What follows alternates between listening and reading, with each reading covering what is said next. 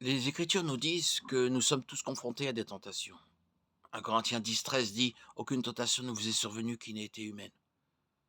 Cela nous encourage peut-être un peu, car nous avons souvent l'impression que le monde nous affecte seul et que les autres sont à l'abri des tentations. On nous dit que le Christ a également été tenté, car nous n'avons pas un souverain sacrificateur qui ne puisse compatir à nos faiblesses. Au contraire, il a été tenté, comme nous, en toutes choses, sans commettre de péché. Hébreux 4,15. D'où viennent donc ces tentations? Tout d'abord, elles ne viennent pas de Dieu, bien qu'il les permette. Jacques 1,13 dit: «Car Dieu ne peut être tenté par le mal, et lui-même ne tente personne». Dans le premier chapitre de Job, nous voyons que Dieu a permis à Satan de tenter Job, mais avec des restrictions. Satan rôde sur la terre comme un lion, cherchant des gens à dévorer. 1 Pierre 5,8. Le verset 9 nous dit de lui résister, sachant que d'autres chrétiens subissent également ses attaques. Ces passages nous permettent de savoir que les tentations viennent de Satan. Nous voyons dans Jacques 1,14 que la tentation provient également de nous.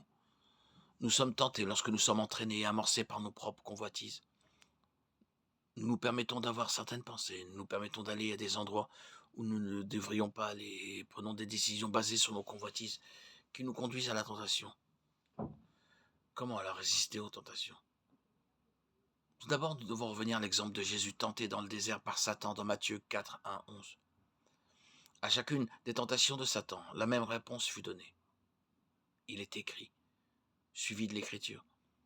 Si le Fils de Dieu a utilisé la parole de Dieu pour mettre fin aux tentations, ce qui fonctionne, comme nous le savons, car après 3 tentatives infructueuses, le diable le quitta, à combien plus forte raison devons-nous l'utiliser pour résister à nos propres tentations? Tous nos efforts pour résister seront faibles et inefficaces s'ils ne sont pas alimentés par le Saint-Esprit, par la lecture, l'étude et la méditation constante de la parole. De cette façon, nous serons transformés par le renouvellement de l'intelligence. Romains 12, 2. Il n'y a pas d'autre arme contre la tentation que l'épée de l'esprit, qui est la parole de Dieu. Éphésiens 6, 17.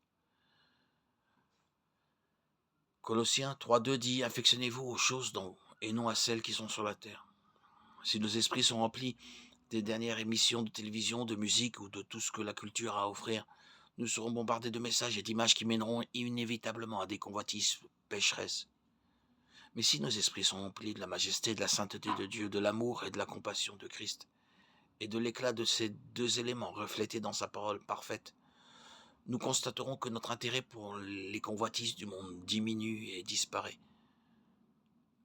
Mais sans l'influence de la parole sur nos esprits, nous sommes ouverts à tout ce que Satan veut nous lancer. Voilà donc le seul moyen de garder nos cœurs et nos esprits afin de nous éloigner des sources de tentation. Souvenez-vous des paroles du Christ à ses disciples. Dans le jardin la nuit de sa trahison, veillez et priez pour que vous ne tombiez pas en tentation. L'esprit est disposé mais la chair est faible. Matthieu 26, 41. La plupart des chrétiens ne voudraient pas ouvertement se jeter dans le péché. Mais nous ne pouvons pas résister à y tomber parce que notre chair n'est pas assez forte pour résister. Nous nous plaçons dans des situations où remplissons notre esprit de passion charnelle et cela nous conduit au péché. Nous devons renouveler notre façon de penser comme il nous est dit dans Romains 12, 1, 2. Nous ne devons plus penser comme le monde pense ou marcher de la même manière que le monde marche. Proverbe 4, 14, 15 nous dit: n'entre pas dans le sentier des méchants et ne t'engage pas dans la voie des hommes mauvais. Éloigne-toi de lui, ne passe pas, détourne-toi de lui et passe outre. Nous devons éviter le chemin du monde qui nous conduit à la tentation parce que notre chair est faible. Nous sommes facilement emportés par nos propres convoitises. Matthieu 5, 29 donne d'excellents conseils. Si ton œil droit te fait trébucher, arrache-le et jette-le loin de toi, car il vaut mieux pour toi perdre un seul membre de ton corps que d'être jeté tout entier dans la géhenne. Cela semble grave, le péché est grave. Jésus ne dit pas que nous devons littéralement enlever des parties du corps. L'ablation de l'œil est une mesure drastique et Jésus nous enseigne que si nécessaire, une mesure drastique doit être prise pour éviter le péché.